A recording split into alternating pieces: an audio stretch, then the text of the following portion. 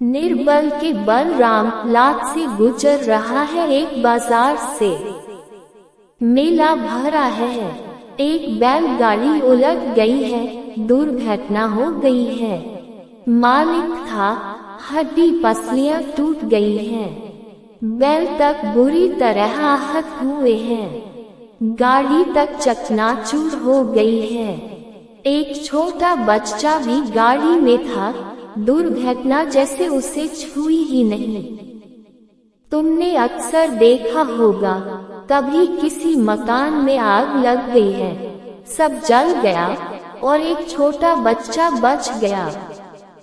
कभी कोई छोटा बच्चा 10 मंजिल ऊपर से गिर जाता है और खिलखिला कर खड़ा हो जाता है और चोट नहीं लगती।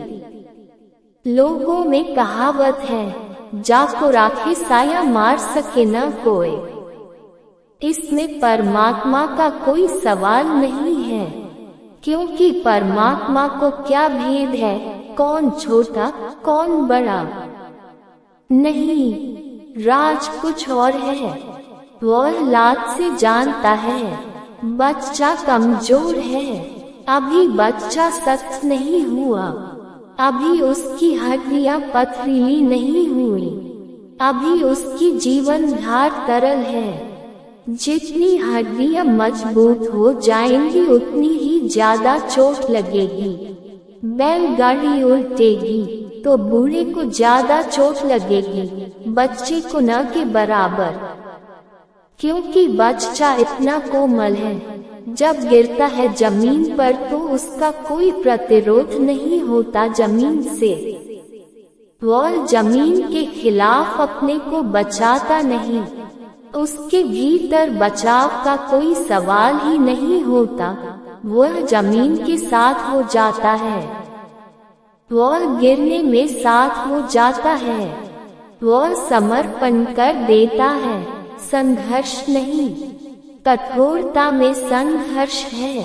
जब तुम गिरते हो तो तुम लड़ते हुए गिरते हो, तुम गिरने के विपरीत जाते हुए गिरते हो, तुम अपने को बचाते हुए गिरते हो, तुम मजबूरी में गिरते हो। तुम्हारी चेष्टा पूरी होती है कि न गिरे, बच जाएं, आखिरी दम तक बच जाएं। तो तुम्हारी हड्डी रोए रोए में शक्ति होती है कि किसी तरह बच जाएं। और जब बचने का भाव होता है तो सब चीजें सख्त हो जाती हैं। बच्चे को पता ही नहीं होता क्या हो रहा है, वह ऐसे गिरता है जैसे कोई नदी की धार में धार के साथ बहता हो।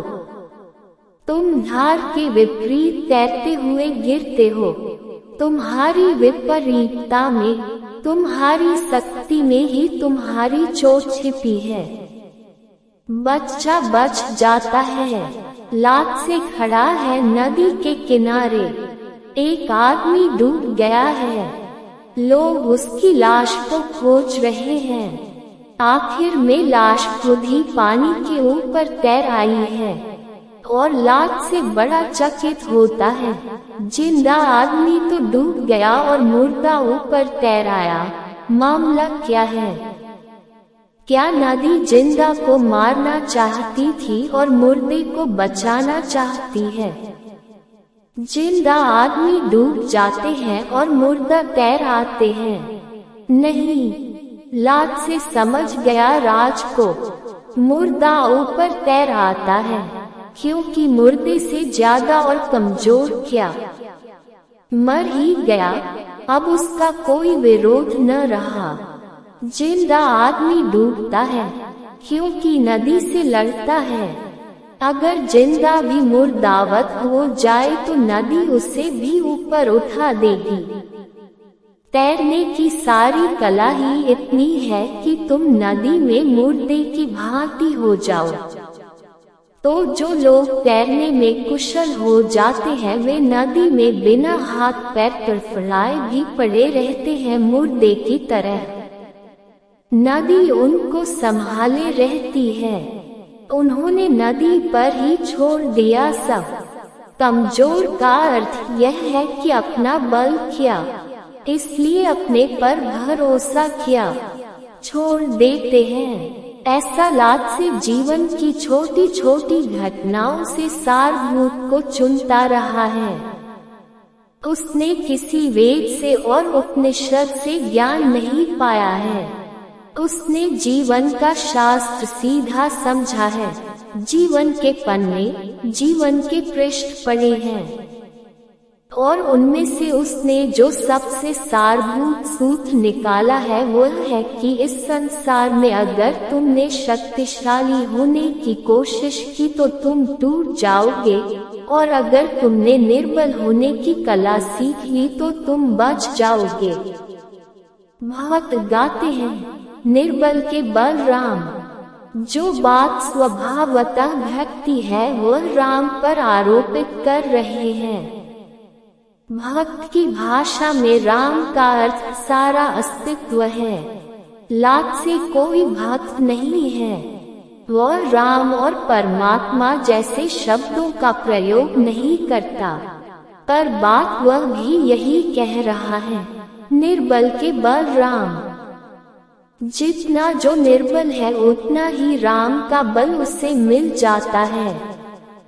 लात्से भी यही कह रहा है कि जो जितना कमजोर है, अस्तित्व उसे उतनी ही ज्यादा शक्ति दे देता है, और जो अकड़ा हुआ है अपनी शक्ति से, अस्तित्व उससे उतना ही विमुख हो जाता है।